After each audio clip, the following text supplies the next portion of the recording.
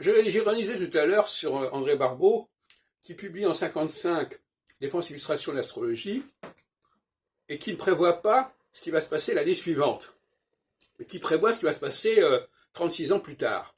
Il ne prévoit pas, quand il publie son bouquin, qu'en 56, il y aura l'affaire Budapest, qui provoquera des remous considérables, et il ne prévoit pas qu'en 61, il y aura l'affaire de Berlin, et en 62, l'affaire de Cuba. Donc déjà, il a un échec à ce niveau-là, qui peut être rattrapé 30 ans plus tard. Bon, passons là-dessus, on ne va pas tirer sur les ambulances. Et moi, quand j'ai publié en 94 mon bouquin L'astrologie selon Saturne, qui faisait suite d'ailleurs à la réédition des Clés pour l'astrologie, c'est Segers, quelques temps auparavant, eh ben, j'ai pas raté 1995. Hein. J'aurais été ridicule de parler de 2023, par exemple, alors que 95 n'était pas encore advenu. Bon, 95 et 97, n'oublions pas. Parce qu'en France, il y a eu effectivement les grèves de 95, mais il y a eu en 97 la cohabitation pendant 5 ans avec Jospin, etc., sous Chirac. Donc ça, c'est un moment important pour la France. Et si on ajoute effectivement 28 ans, qui est le cycle de Saturne, à 1995, eh bien on arrive à 2023. Et 2023, c'est le début, c'est le commencement, c'est l'axe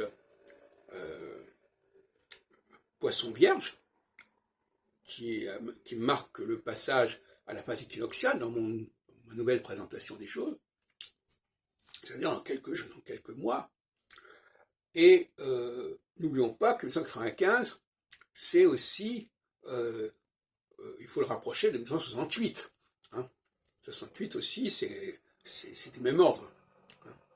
Donc on a une succession 68, 95, 2023.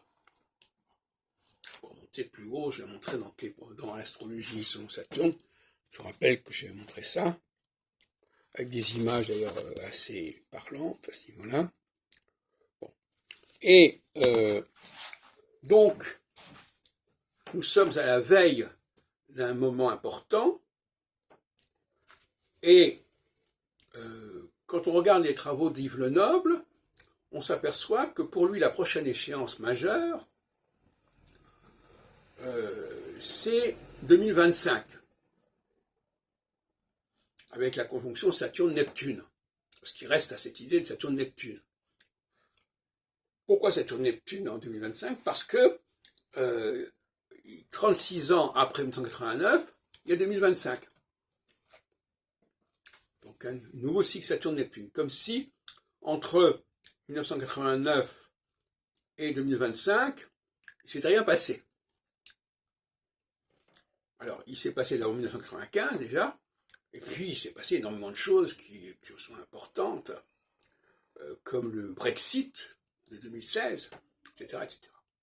Qui correspond d'ailleurs à une phase solsticiale. Et donc 2025, ben oui, mais c'est un peu, ça va pas, c'est pas 2025, c'est 2023. Alors c'est la même période, parce que 2023 enclenche le processus d'une période de 7 ans. Donc effectivement, on peut imaginer que ça peut durer plus longtemps. Mais malgré tout,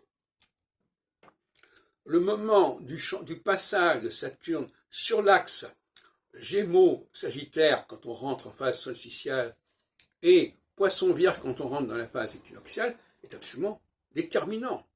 Et ça, c'est une chose que j'ai découverte, je crois que personne ne peut l'avoir dit avant moi, d'avoir affirmé que ce sont ces deux axes-là qui structurent complètement le cycle de Saturne, et comme le cycle de Saturne est fondamental, qui sont des clés majeures de l'astrologie mondiale.